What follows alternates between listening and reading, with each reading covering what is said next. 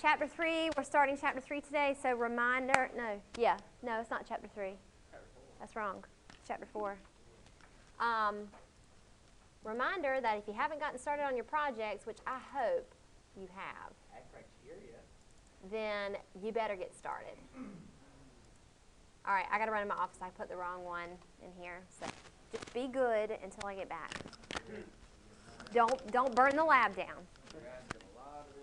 I'll be right back.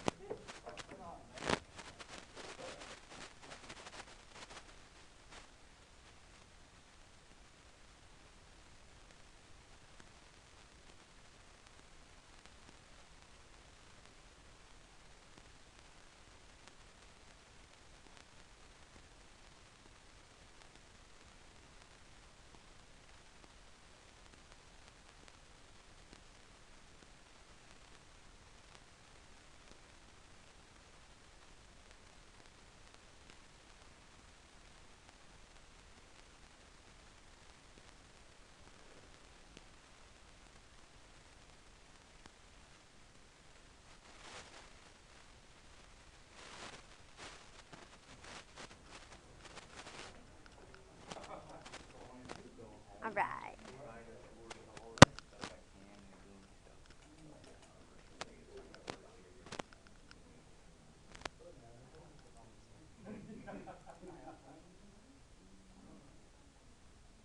All right. Yeah, we're starting chapter 4 this week. So we're done with the planning phase, right? Which is where we sort of we understand what we were, what our role was as a project manager, systems analyst. We got to know our organization, right? We got to kind of think about what might be some solid processes for managing a project from start to finish. Looking at what is the business case, evaluating risk, justifying why you would proceed with a project in the first place. Now we're moving into systems analysis, which is where you kind of take what we originally did with looking at business processes and really drilling down and getting down into the weeds of understanding what the requirements are for a project. So the requirements are like all of those necessary components that will have to be incorporated into this project that we're building, we're designing at this point, so that when we're finished with development at the very end, we've got a product that's usable and that meets customer expectations, right? So this chapter is about requirements modeling, and I pulled this little quote. The main objective is to understand the proposed project, ensure that it will support business requirements, and then build a solid foundation for the design phase. So we're in the analysis phase. We were planning analysis. Analysis is all about queuing up those requirements so that you can move into the design phase, right? And then from design, we move into development, into implementation, and then into support, okay? So that's kind of the life cycle of that SDLC, that systems or software development life cycle that we're learning. And that's the traditional model. We're sort of integrating into that, talk about different agile methods that may not follow that very step-by-step approach, but the book is still geared toward that original systems development life cycle, and so that's how we're going to sort of progress as we move through the semester. So kind of a breakdown for the systems analysis phase. We're going to progress in the next 4 chapters, 4, 5, 6, and 7, through different modeling techniques. So this week we're looking at requirements modeling, which are different development methodologies and different fact-finding techniques you're going to use to determine what the requirements are going to be for that end product. Chapter 5 is going to be diving into data and process modeling, and we're going to talk about the differences between the two. Chapter 6 is where we look at object modeling, which sort of correlates with that object-oriented methodology that we talked about, which is where we're combining. We're not looking at data and processes as 2 different things. We're looking at them sort of as a cohesive vision. And then number 7, development strategy. So basically what you're going to use to move into that systems design phase. As you're progressing through the different phases of the SDLC, you're producing documentation, right? So the original in the planning phase, what were you producing at that point? You were producing a document that you were going to use to do what? Exactly. Present your business case, right? And to justify why you should be able to even move into this analysis phase to move this project on further toward the development process, right? In the second phase, we're looking at creating a systems requirements document. So that's what you're going to give to your developers, right, your team. Those are the people that are going to use this documentation to really build this product from the ground up. That planning phase was more for like your managers, your administrators, helping them to understand what this project's going to be about, how much it's going to cost, how long it's going to take, what's going to be required to make it happen. But for actually getting the work done, that's where you need a systems requirements document in place, because that's what you're going to give to the team, and it's going to get down to that, you know, really granular level. All right, so that's how we're going to progress for the next couple of weeks in this analysis phase. So there's a couple of different techniques that the book presents that we're going to talk about for fact finding and modeling requirements. As we've said over and over and over again, your goal, our goal always in this business is to produce a product that does what? Meets? What's the big one? Money. Yes. Yes, that's right. That's right. Ultimately, over and over and over and over and over again. Your job and the goal of all of this work is to create a product that meets functional requirements, right, within the budget and within the scope of the schedule, okay? So we do that using a couple of different methods. We're going to look at JAD. There's a lot of acronyms. We talked about how in IT there's all kind of acronyms. We're going to put them out there, but then we're going to break it down to figure out what they are. Joint application development, rapid application development, and different agile methods that are used to sort of tease out what our requirements are going to be. And again, requirements is just basically think of it as this like king of to-do lists that you're going to give to a developer, and it's going to tell them the A, B, C, D, and E that they have to build into this product to make it work as expected in the end. Exactly. Yes, exactly. Exactly. So JAD, Joint Application Development, all of these processes are about using users, because we talked about how you can create a project, but unless you engage users in talking about what they need, the likelihood of you developing a project that's going to meet those needs is pretty low, right? I got a question about that. Would apps be considered agile methods? It depends on the development methodology used to develop them. So it ain't nothing to do with saying when they're asking for feedback and they're always updating and changing the code in there to implement something new. Would that be considered agile development? That is agile development, yes. Okay, I was wondering about it. You can develop anything. It could be an app, it could be a web page, it could be really anything. But if you're using an agile method, the point is that it's heavy, hard-hitting, heavy-hitting, and you're using users through the whole time. JAD kind of correlates with the SDLC a little bit better. It's really where you engage users in a conversation from the get-go, and you work with them pretty intensely to tease out requirements, okay? So this is like the traditional model, meaning this whole phase is about determining the requirements only. And after we have the requirements, then we're going to move on to design, development, implementation, okay? RAD, this is RAD, Rapid Application Development, really it kind of says it all here in the rapid. It kind of teases the SDLC down into these 4 tight little phases where you're actually producing a product in a really quick fashion, okay? If you have to meet a really tight schedule or a really tight budget, then perhaps using Rapid Application Development would be a good thing. We're going to look at the pros and cons, but right off the bat, when you do something really fast, what are typically some of the downfalls? Quality, okay? Quality, consistency, really being able to sit down and tease out what all those requirements are, meaning that you may have a product that meets expectations in the short term, but without really taking time to tease out those requirements, it may not be a product that really lasts for the long term. Well, there you go. Yeah, okay. Exactly. And then right back to the drawing board.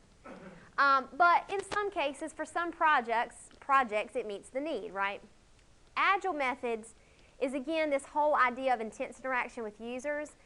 Typically, though, whatever agile method you're using, and there's different ones, you may hear the term Scrum or XP refers to extreme programming, but the idea is based around what's called iterative development. And what do we think of when we think of iterations of something? Yes. Exactly. Exactly. Okay. Exactly. There's iterative and incremental development, but the idea is that you sit down with users and they tell you what you want and you build it. Then you take it back, you get their feedback, you fix problems, you fix bugs, then you move on to the next thing and the next thing and the next thing and the next thing until you end up with this all-encompassing system that kind of has all of those customer requirements built into it. It's not where you're front-loading requirements and only then do you move into development.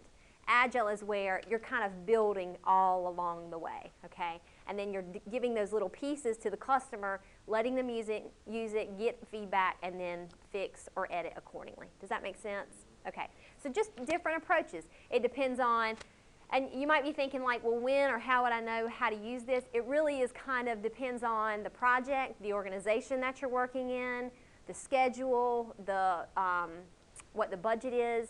It depends on all of those factors as to what you might choose to be the most appropriate route for your project, right? So just to put those all in perspective, the next couple of slides will dive in a little bit more. Joint application development focuses on requirements, okay? You're bringing users in, so you might be conducting a lot of interviews, okay? You might be doing a lot of like sitting down and really looking at what someone does on a day-to-day basis, really kind of getting down into the weeds and interacting with them pretty intensely. There are participants and roles, project leaders, participants are insulated from distractions, so really it's almost like an activity in and of itself where you're breaking them away from their day-to-day and you're sitting down and having these like focus groups or interviews where you're really understanding what they do and what they need and that you can build it accordingly. You might have various participants, so you could be the project leader. You could include various stakeholders, and we learned that stakeholders can come from various levels in the organization, right? Because the president of the college has a different aim in an information system than I might. They're probably mostly concerned with what? Cost, okay? But what am I probably mostly concerned with? Exactly, okay? So that's why you have to really engage different stakeholders in the process. So you might have a project leader, again, develops an agenda, facilitates, leads the session. The top manager can be there to advocate for like that enterprise level authorization. Support equates to dollars, right? Managers, users, everyone has different incentive for participating in systems development based on what they need to be successful in their job. So joint application development is all about engaging all of those users, understanding where they live within the organization, and then using different fact-finding tools to tease out what it is they need in the new system so that you can develop it accordingly, right? If we think about, and you know, I keep throwing these library examples out to you, but I'm a librarian. I come from software development for libraries. So it would be important to be able to understand sort of where all of these people come into play, because you might need functionality for an administrator to be able to manage budgets in a system, right?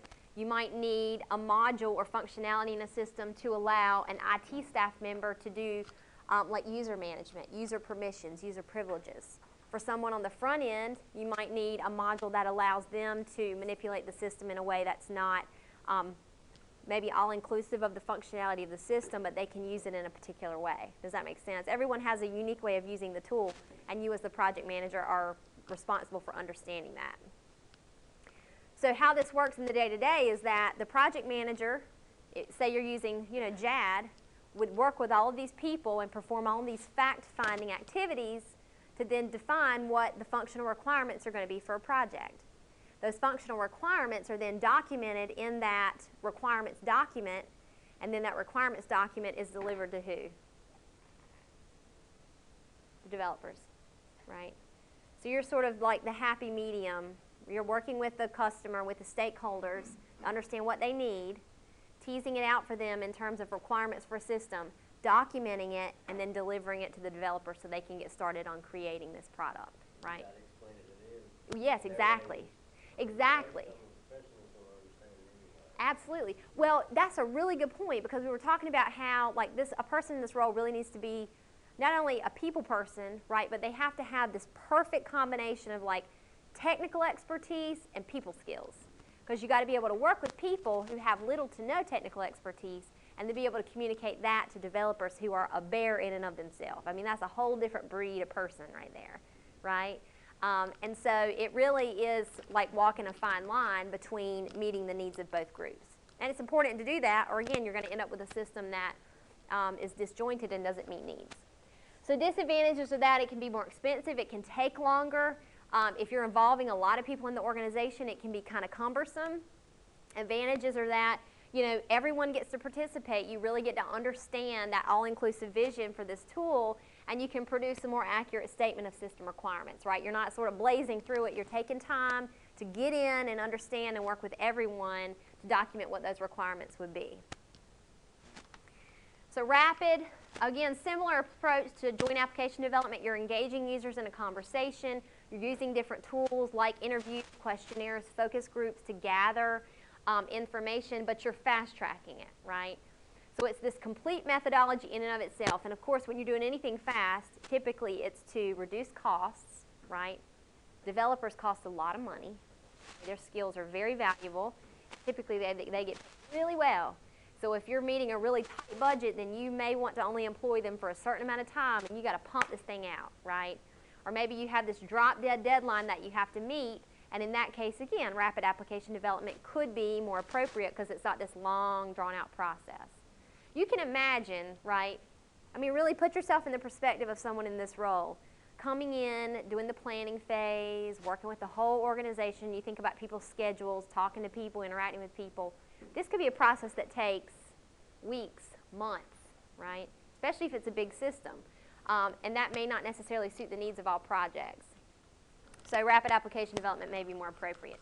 Again, advantages are that it's a quick turnaround, allows the development team to make modifications quickly. Disadvantages, it doesn't emphasize strategic, like long-term vision, less time to develop quality, consistency.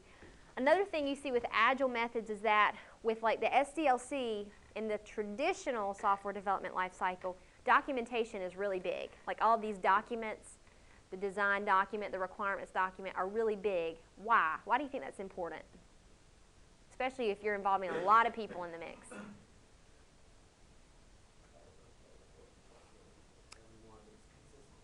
Consistency, yeah. So in the traditional software development lifecycle, it's really document heavy, meaning that you're doing all of this work and you're documenting it, and then you're condensing it into this document that you're sharing out with people. And as decisions are made and requirements change, you're updating that and documenting it. And it really is for consistency and so that everyone is current and on the same page with what needs to happen. When you're doing more like agile methods or rapid application development, there's not necessarily time to do really good documentation. In fact, has anyone ever heard of the Agile Manifesto? Ever heard of that? Okay. You can look it up online if you want. Basically, it's that the SDLC, or the software development lifecycle, was like the traditional way, right? This is like how we've developed software since the beginning of time. And then, like, you know, this group of developers sort of got together and they were like, you know, screw documentation, screw all this time talking and writing. We're just going to code, right? We're just going to get in and code, and we're going to sit a user down beside them, and we're going to ask them what they want, and we're going to write it right there, right? And so typically, if you look at the Agile Manifesto, agile processes do not like documentation because it takes a lot of time. And I get that, but at the same time, it makes change management really hard, meaning that if changes are done or if there's changes in requirements, it's not really well documented. So you may end up with a product that, again, is a little disjointed. Maybe it doesn't necessarily meet all of the requirements because maybe it wasn't documented in a way that was really sufficient. So potentially one of the disadvantages of using a method like rapid application development. Agile, again, we talked about that there's all different types depending on what you call it. And really the only differences are how you run your team, right? Scrum as an example, and that's in the book. I'm not going to beat it with a dead horse, but Scrum is an example of an agile method. And the whole idea with Scrum is that you work with users and you decide what they want in a module. You leave the users alone. You go back, you code, you code, you code. Say 1 week, you turn around, you give them something to give feedback on. They give feedback. You meet, make decisions back. It's like this. It's just a methodology, right? And it's different for each one, so they just sort of put it under this umbrella for agile methods. The idea, though, is that you're developing a system incrementally, like I said, so building little pieces that result in a big end product. Developers revise, extend. It's all about continuous feedback and engaging the users. We're going to look at, you guys are actually this week going to develop a use case diagram, And that's really important with Agile methods, is understanding how a user is going to really use this tool and what's going to be the input and the output of that. Does that make sense with everybody? Okay, so these methodologies are just how you would go about in this phase doing this whole fact-finding process in order to define system requirements. That's what all of this sort of whittles down to. Again, advantages and disadvantages. Effective, flexible, frequent deliverables, but can be complicated. Documentation can be low. Change management can be an issue. Modeling tools. So, anybody use Microsoft Excel? Okay. Microsoft Excel is a powerful tool, right? It allows you to be able to crunch numbers in various ways, but it also is really powerful in being able to take those numbers and generate visuals, right? Charts, diagrams. Why are charts and diagrams helpful? Yes? What else?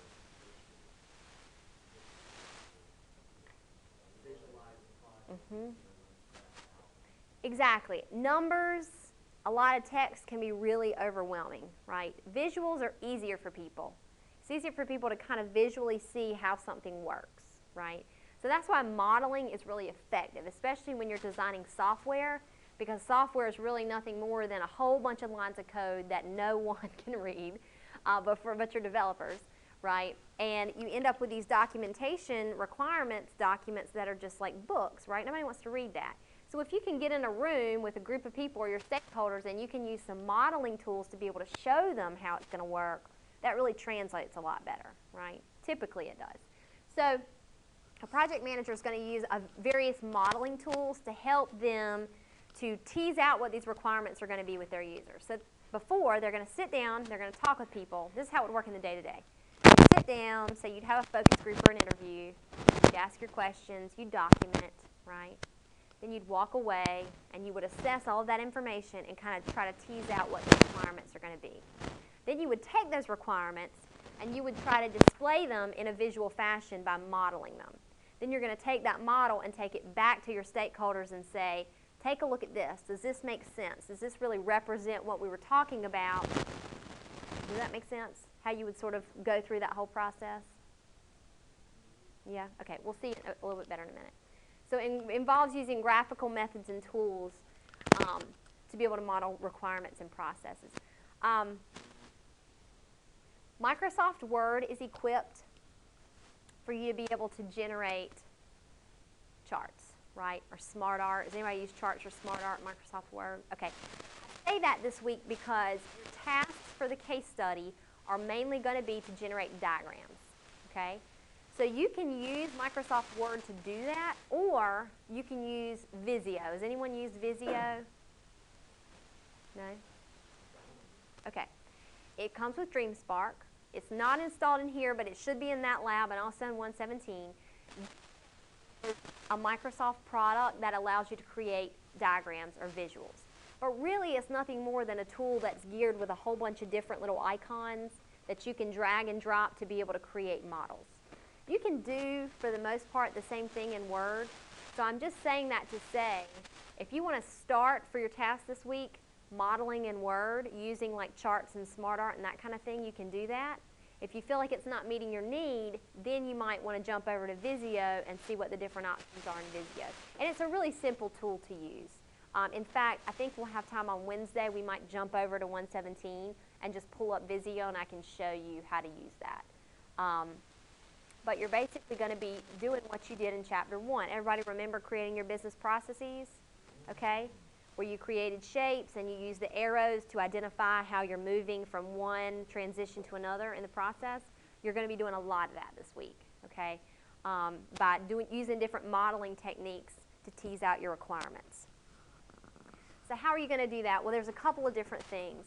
Task 2, and I've gone in and I'll put this PowerPoint up because I've associated the tasks with these different modeling tools, is going to involve creating a functional decomposition diagram. Excuse me. FDD, another acronym for you. which is really a long, cumbersome way of saying that it's this top-down approach to understanding how a system is going to work. Okay? So here's another thing I didn't want you guys to get hung up on. If you look at the task for this week, it refers to a TIMS system. Have you looked at it yet? Okay. Yes. Did you translate that as an acronym that you're like, what does the TIMS system mean? Okay. This is a really big fault of the textbook in that it seems that they have named this new system we're developing the TIMS system. Oh, okay. Yeah, there you go. Well, thanks for letting us know. Yeah. TIMS doesn't stand for anything. It is listed in the chapter, it gives you a definition. Where? I could not find it. I searched it with the PDF and it found it. See if you can find it, because I was confused on the TIMS. So you find that for me. I didn't want anyone to get confused with that TIMS acronym. But what you are going to do is, so last week was all about your work breakdown structure, right? How you were going to be gathering information to start this analysis phase, right? This case study is going to lead off with Susan, your Susan, detailing what she found out in that fact-finding process, right? So what she determined. And she's going to use that to start modeling what the requirements are going to look like in this system. So what you're going to do for your case study this week is you're going to read through what she found out in her investigation, right? It's listed very clearly. And you're going to then use that to create 3 different diagrams. You're going to create a functional decomposition diagram. You're going to create a data model. We're going to talk about what that is, looking at how inputs and outputs are rendered in a system. And a use case study, so how users are going to use the system. Okay, those are going to really be the 3 deliverables. Yes? What is it?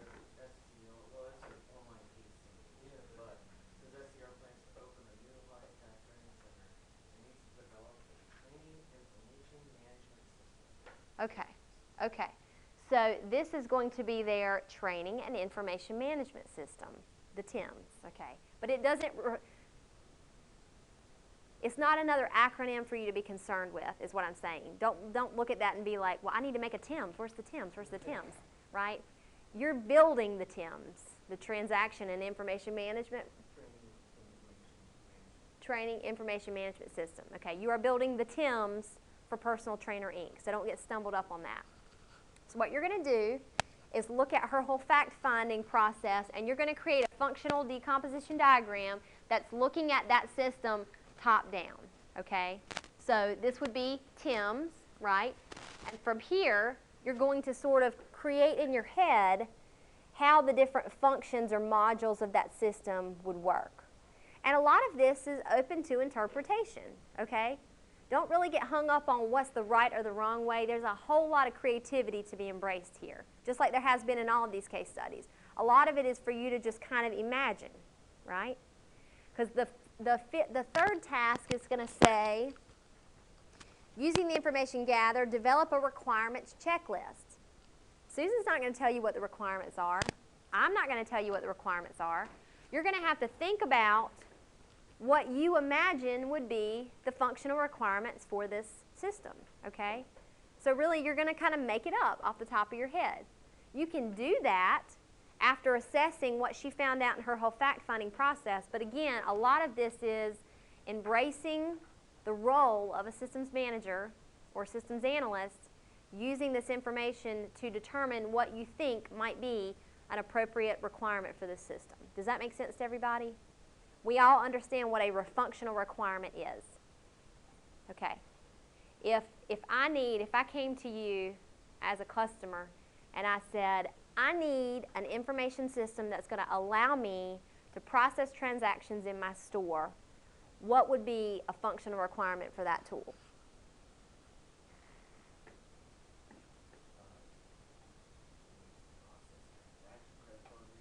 Complete transaction. That's right. So your functional requirement would be complete transaction. What would be required in that requirement? Think about that process.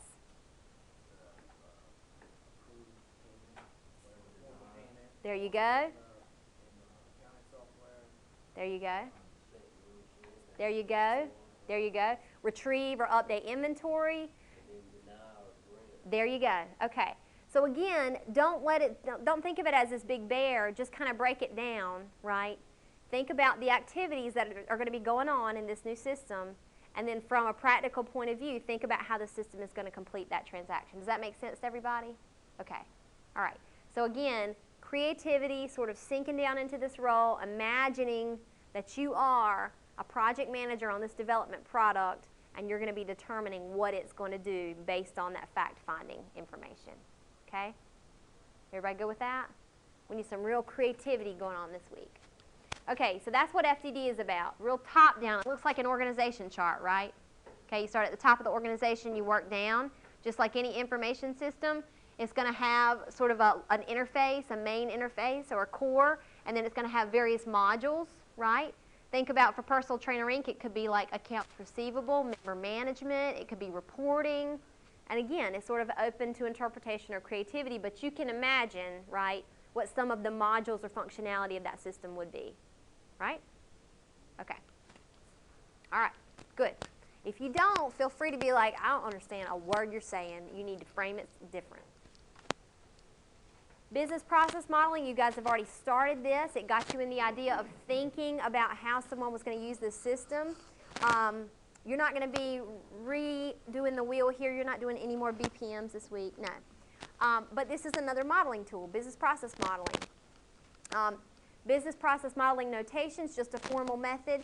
Traditionally, it's done looking like, they put it in the analogy of a pool with swim lanes, right? You've got your pool, you've got your order processing system, and each of these is a requirement, right? How to input new customers, how to work with existing customers. So the swim lanes are where you can detail your process models. Does that make sense, everybody?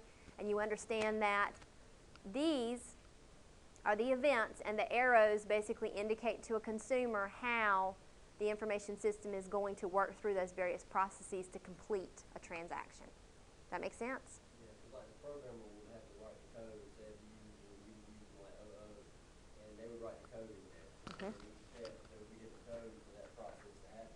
Absolutely, absolutely.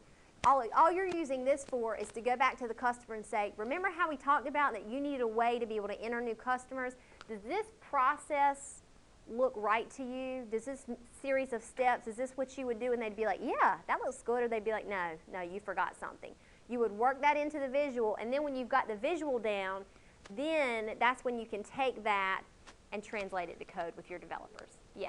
But you've got to, again, code doesn't really mean much of anything to most people, so you've got to render it in a way that they can understand, right? And make sure you've got it right before you take it to the developers to render in code. Okay, so we're not going to do any more business process modeling. This is only to show you that using process modeling is just a modeling technique that you would use to tease out requirements. You are going to do a DFD, which is a data flow diagram. The difference here is that we're not looking at processes. We're focusing on what data is generated, right? Or what data needs to be ingested and exported from a system, okay? Information systems are all about receiving data and spitting it out, right? Yeah? Think about our example that we just gave 2 seconds ago. I need an information system that's going to process transactions in my retail store. What might be my inputs? What is that system going to take? Credit cards? Forms of payment? Maybe customer information? Okay, exactly. What is it going to export? Well, what would be the data that it's exporting? Like maybe a transaction log that would be sent to the accountant, or that would be sent to the accounting module? From your email, you know, like a lot of places I can do your email, and then they'll store it somewhere, and then they'll send you emails out. Absolutely. Absolutely. Yes, absolutely. Exactly. So data flow diagrams is stepping outside of the process itself, which the process itself would be like, process a transaction or complete a transaction, okay? But a part of that process is going to be the data that the system is going to receive and spit out, okay? So data flow is a way of modeling how that data is going to interact. The example you have here is like a book. This makes really a lot of sense to me. Again, it's library related. But say you have a library management system that says add new books. So it needs to be able to accept new books to be entered into it, right? You would need to be able to include who the authors are, what the title is. Perhaps you would then need to export it out, right? Share that record with another library, share that record with another system. So information management tools are all about ingesting data and spitting it out, okay? So data flow diagrams are all about visualizing that data, okay? How it's coming in and how it's getting out. Does that make sense to everybody? Okay. When you look at the example this week that Susan sort of pans out for you, it really talks about how the system is going to render transactions and deal with member management. So when you read that, just close your eyes for a minute and kind of visualize what that input and output would be, and that'll help you render your data flow diagram. And really, a lot of this would be helpful if you try to sketch it out with a pencil before you jump into Microsoft Word or Visio and start rendering it into a diagram, okay? But does that make sense as to what a data flow diagram is all about and how it's different from process modeling? Yep, this is data modeling. Okay, that's task 1. Use cases, okay? So we have process modeling, okay, which looks at just generally what the system's going to do, what are the processes it needs to conduct. Data flow diagrams are how those processes are going to work with data, meaning take it in and spit it out. Use case diagrams are how people are going to use these functionalities or these modules, right? So a user could be a customer. In my example, who else could a user be? Who might be a user? Cashier. That's right, exactly. So what you are to do when you create a use case diagram, make sure you draw your little person, identify who your user is. It could be the customer. It could be the cashier. It absolutely could, yeah. You need to render, though, you need to determine who the customer is. In a use case diagram, they're referred to as an actor, okay? So you're going to do 2 things with a use case diagram. You're going to sketch it out, okay? And you're also going to detail what happens. So the name of the use case here is credit card validation process. The actor is the customer, okay? Description, describe the credit card validation process. And then notice that you have successful completion and alternative. And why is that necessary? Exactly. Nothing is always going to work as expected all the time. So in any process that you're building into a system, you need to think about how it's going to work and then what's going to happen if it doesn't, okay? And how to react. And then any preconditions, any assumptions. So you're going to render that here, right? And you're also going to render it here in your little table. So for task 2, it asks you to do use case diagrams. So when you determine what your requirements are going to be, I'd like to see at least 3 use cases. I want you to think about how a user is going to use this system, okay?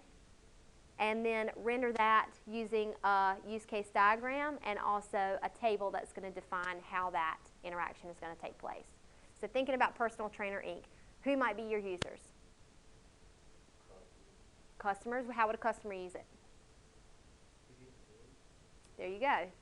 Maybe they're going to swipe. There you go, exactly. Who might be another customer or user?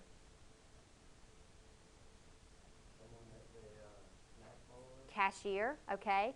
A cashier, exactly. So she might be an actor. Somebody buying something online. Maybe staff member, maybe the accountant. So maybe you have a user who's accountant and she needs to process daily transactions. So then you would detail how she would do that, okay? Your actor might be a cashier, right? And that might be to complete transaction. You would detail how the system would process the transaction based on her input, right? Customer, get into the facility. What's the customer going to do? Swipe their card physically. So what's going to happen in the system as a result of that physical interaction, right? Because typically when you talk about users, you're talking about some sort of interaction. So think about the interaction. First of all, what are they doing? Swiping a card, entering a transaction, running a report, and then based on that action, think about how the system would respond. Does that make sense? Yeah? Okay, cool. UML stands for Universal Modeling Language. We could do a whole semester on UML. We're not. But I just want to detail that use case diagrams and sequence diagrams, which are next, we'll talk about sequence diagrams, are both UML tools. So just so you're familiar with that and that acronym if you ever see it, UML, Universal Modeling Language. So everyone understands what use cases are all about. For now, at least, until you dive into your tasks in the case study. Yeah? All right. Think about this. Let me give you when you're working with rendering your use case diagram, say I'm a user, customer, say this is a library example, and say the use case is search for library book, okay? Think about yourself. You're the user. What are you going to do? Enter your keywords. What's the system going to do? Exactly. So it has to interact with something external, right? Okay. If it has to interact with something external, then you would draw another line and indicate what that external source would be. Absolutely. Absolutely. Okay? And that would be like a condition or an assumption, meaning that it's reliant on something else to be able to complete that process. So you can include that into your model if that's something that you imagine to be part of that requirement. Does that make sense? Matthew, you good? No? I'm trying to. Part of me understands that. The other part is like, how am I going to apply this to whatever I need to apply it to? Well, again, until you kind of get down into the weeds for detailing what your requirements are going to be, and that's part of looking at the case study for this week, then it's kind of hard to imagine how you're going to render this. But really, once you determine what your requirements are, it's all about just creatively thinking how you can render it in a diagram. Okay? And we'll have time in class on Wednesday to work with this, and I'm available as a resource. And if you would like for me to put a few examples out there for each of these, I can certainly do that. Would everyone like that? Yes? Can't hurt? Okay. I'd be glad to. Always. Sequence diagrams, don't be concerned with them, but sequence diagrams is really about states, shows processes and states. This is another UML tool. We're not going to worry about sequence diagrams, but it's just the book is presenting that to you, that it is another modeling tool that basically shows how something would move from one state to another as it processes a transaction. You're not going to be required to do that this week, though. So system requirements, characteristics or features that must be included to satisfy business requirements. Basically, what this tool needs to do in order for it to meet customer needs at the end, right? And there are 5 categories. This is task 3. Outputs, inputs, processes, performance, and controls. For task 3, include a minimum of 3 requirements for each. Right? Really, this is just about your creativity, what you can imagine that this system can do based on these categories. So here's some examples. Output example is like what it means. You know, what do you think of when you think of output? The end result, it spits something out to you, right? What do most systems do? They have data, right? And they have statistical tools, and they generate a report, right? That's an output. So you could very easily come up with a requirement for the system that the TIM system generates accounts receivable report at the end of the month, and that would be considered an output requirement. System must do this. That's an output requirement, right? Example here, inventory system must produce a daily report. Mostly it's down to data, what kind of data it's going to be spitting out, right? Input, employees must swipe their ID. This is relevant, right? Because when we talk about Personal Trainer Inc., members are required to swipe their ID, okay? So a requirement for that could be system must log swipe transactions and record membership activity, okay? That could be a requirement for the system. Is that a necessary component for personal trainer's system? Yeah, yeah. Especially if it's authenticating whether it unlocks a door or not, right? That's right. You're like, let me in. I paid $75 this month. Yeah, okay. So that's a requirement, right, for their system, right? All right, everybody understands the difference between input and output requirements? Okay? Sky's the limit for how you can translate that. What time is it? Okay, are we almost there? Oh, there's my dog. Okay. Oh no, scalability. We're not talking about scalability. No. What happened? Ah! Okay. Let me go through these last few because then you're done, and then we won't have to. Come on. This doesn't work. You have to grab the bar and drag it down. All right, I was trying to stop it so that y'all wouldn't be totally overwhelmed, but I see some overwhelmed looks. Input, outputs, meaning data, what it produces, what it takes in. The other three, process examples, anything that it's crunching. The example here is that it must calculate GPA, okay? An example in this system could be that it must calculate a retail transaction including sales tax, right? Okay? Performance example, how it's gonna function under a load, okay? All right, so think about from a performance standard, the example here, the system must support 25 users simultaneously. You could make it up and say system must support 50 employees logged in at any given time. That could be a requirement that you made up off the top of your head, and it would be perfectly logical, okay? And then a control example, system must provide login security at the operating system level. Basically, how it's going to be administered, okay? So a requirement that you could easily do would be system must include administrative privileges at the local level, right? Meaning at the branch locations. Does that make sense?